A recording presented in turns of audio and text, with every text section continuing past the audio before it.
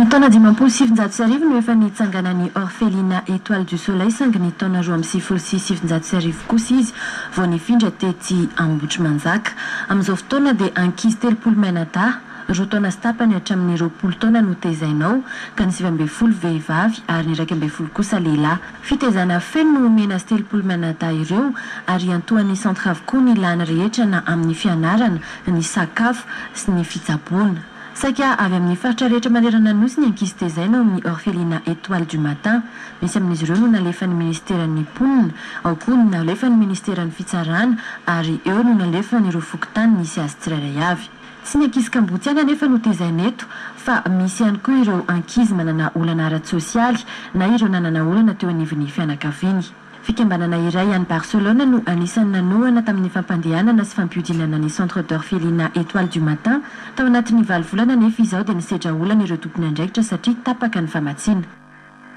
Le mpamonana eto amin'ny fotoanandro dia misy ny hoe crise mondiale dia izao zay tsy maintsy mamely tena amin'ny hoe fomba azahoana mamely tena isan'andro dia manorina ny tsena io zany zao amin'izao fotoana zao mba azahoana ny fikasanay azahoana manao an'ilay massage cybercafé dia varotra izany ny tanjona hoe mba anatrana an'ilay autosuffisance alimentaire zany nikendrenay na mpamonanay nefa ny tao anatin'ny anderinandro dia mibakoafo ny olona izy toerana io zao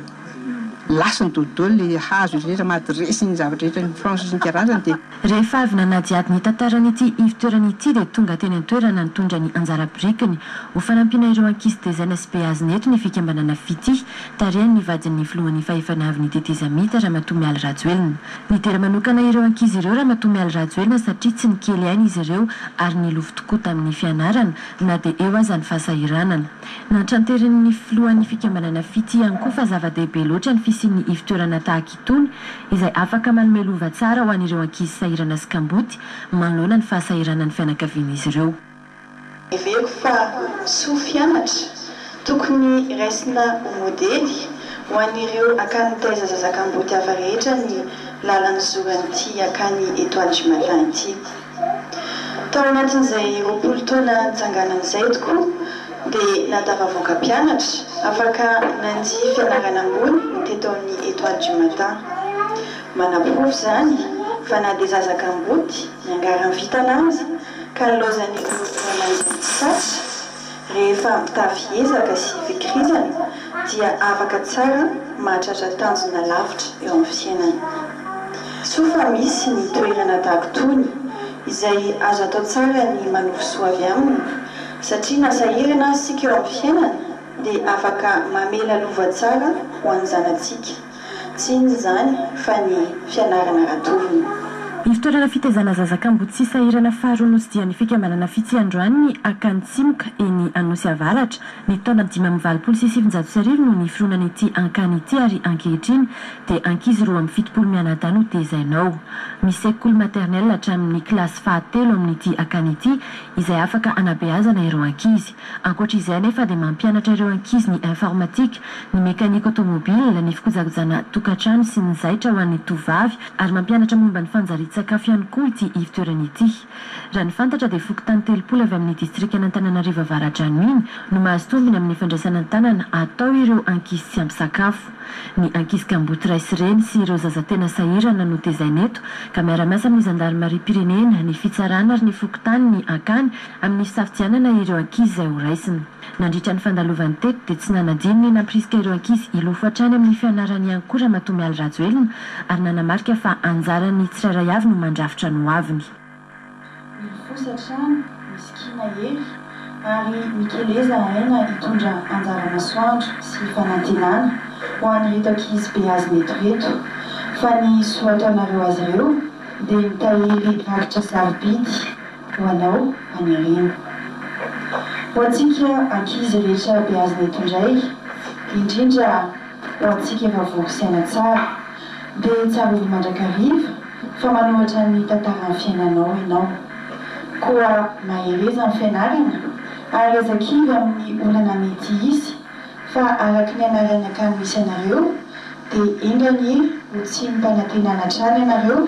ho an'ny fianakavianareo ho an'ny fiarahamonina ary ho an'ny firenena ry amanontolo mihitsy.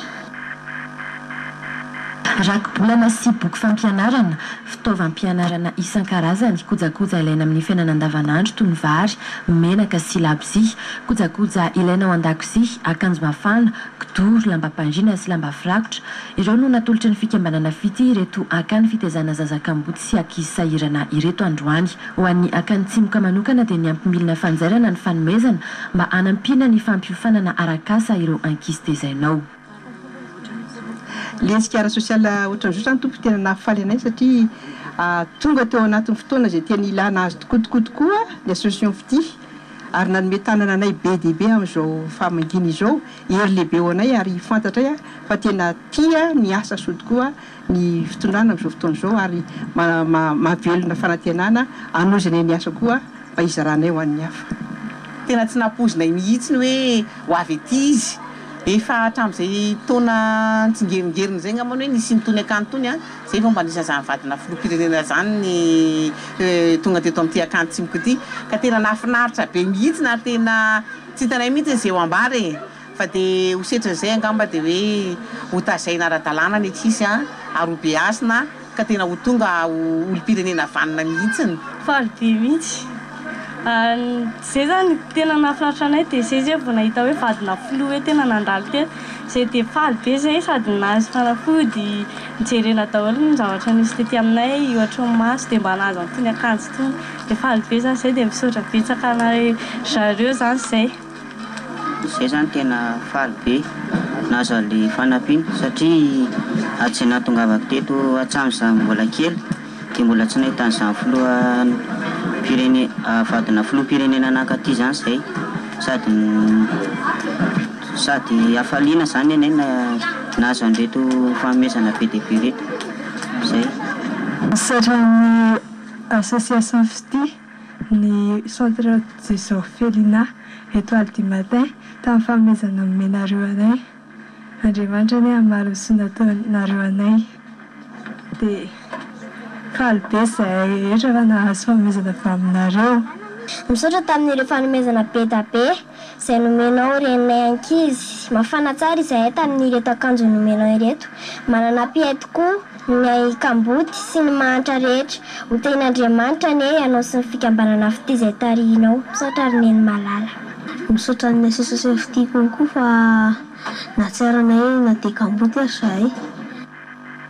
ankoatra ny fanomezana moa dia nanolotra fitsaboana nify sy fizaham-pahasalamana maimam-poana ho an'ireo ankizy rehetra tezaina amin'ireto ivitoerana nosidiany ireto ny fikambanana fity tarindra matoa miala rajoelona androany